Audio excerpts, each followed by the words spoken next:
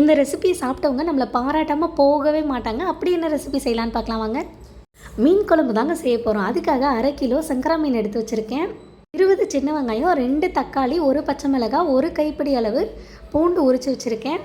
வெங்காயம் தக்காளியை இப்போ கட் பண்ணிட்டு வந்துடலாம். வெங்காயத்தை வந்து கட் பண்ணியும் போடலாம், முழுசாகவும் போடலாம். டேஸ்ட்டு சூப்பராக இருக்கும்.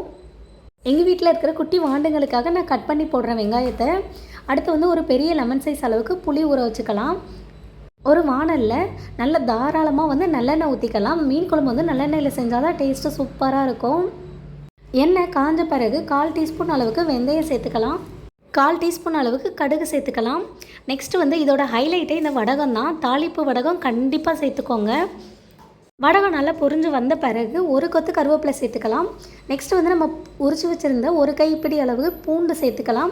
ஒரு கிளறு மட்டும் கிளறிட்டு நம்ம கட் பண்ணி வச்சுருக்கிற வெங்காயம், பச்சை மிளகாய் 2யும் சேர்த்து நல்லா கிளறி விட்டுக்கலாம். வெங்காயம் வந்து நம்ம இப்போ வந்து பொரிச்சு எடுக்க போகிறதில்ல, நல்லா வதக்கி தான் எடுக்க போகிறோம். மீன் குழம்புக்கு எப்போவும் வெங்காயம் வந்து சாஃப்டாக தான் இருக்கணுமே தவிர க்ரன்ச்சியாக இருக்கக்கூடாது. அதனால் வெங்காயம் போட்டு 2 கிளறிட்டு நம்ம வந்து லிட்டு போட்டு மூடி வச்சிடலாம். அப்போ தான் வெங்காயம் வந்து நல்லா சாஃப்டாக குக்காகி வரும். ஒரு 2 நிமிஷம் நம்ம வெங்காயம் வந்து நல்லா வதங்கி வரட்டும். மீன் குழம்புக்கு ரொம்ப இம்பார்ட்டண்டான விஷயம் இந்த சின்ன வெங்காயம். சின்ன வெங்காயத்தில் செய்யும்போது டேஸ்ட்டு இன்னும் சூப்பராக இருக்கும். கண்டிப்பாக எப்போ மீன் குழம்பு செஞ்சாலும் சின்ன வெங்காயத்துலேயும் செய்யுங்க. நம்மளோட வெங்காயம் சூப்பராக நல்லா வதங்கி வந்துருச்சு. இந்த ஸ்டேஜில் நம்ம கட் பண்ணி வச்சுருக்கோம் தக்காளி அரைத்துக்கு தேவையான அளவு உப்பு போட்டு நல்லா ஒரு கிளறிட்டு நம்ம லெட்டு போட்டு மூடி வச்சிடலாம். சீக்கிரமாக தக்காளி வெந்து வந்துடும், நல்லா மசிஞ்சு வந்துடும். நம்ம வந்து கொஞ்சம் மசியலை அப்படின்னா இந்த மாதிரி கரண்டியால் நல்லா நசுக்கி விட்டிங்கன்னா சூப்பராக மசிஞ்சு வந்துடும். இந்த ஸ்டேஜில் நம்ம குழம்புக்கு தேவையான மிளகாத்தூள், மல்லித்தூள் ஆட் பண்ணிக்கலாம். நான் வந்து 1 ஸ்பூன் மிளகாத்தூள், 3 ஸ்பூன் மல்லித்தூள் போட்டிருக்கேன். 4 டீஸ்பூன் மஞ்சள் தூள் போட்டு குழம்புக்கு தேவையான அளவு உப்பு இது கூடவே சேர்த்துடலாம்.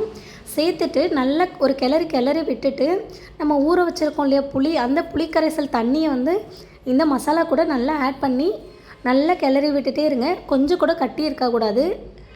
புளிக்கரைசல் தண்ணி கூடவே குழம்புக்கு தேவையான அளவு எக்ஸ்ட்ரா தண்ணி ஆட் பண்ணி நல்லா குழம்பு கொதிக்க விடலாம். குழம்பு வந்து 7லேருந்து 8 நிமிஷம் வரைக்கும் நல்லா கொதித்து வரணும்.